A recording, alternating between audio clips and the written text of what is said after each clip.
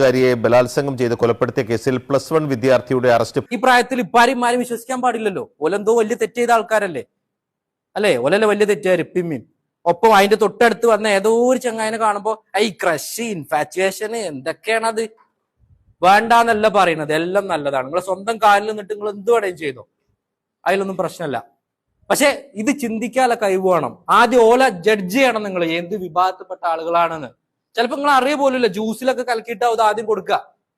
പെട്ടുപോകുന്ന കുറെ ആളുകളുണ്ട്. എന്നിട്ട് ആ കുട്ടി ഇതുപോലെ പെട്ട് പല പ്രാവശ്യം ഉപയോഗിക്കപ്പെട്ട് വീഡിയോസ് വന്ന് എല്ലാം കഴിഞ്ഞ അവസാനം എന്ത് ചെയ്ത് ആത്മഹത്യയുടെ വക്കിലെത്തിയ കേസാണ്.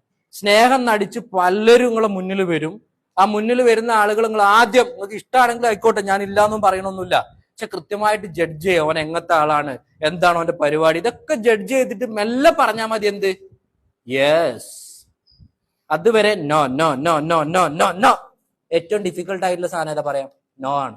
യെസ് പറയാൻ എല്ലാവർക്കും എളുപ്പം, നോ പറയുന്ന കൊടുത്താൽ മിടുക്ക്.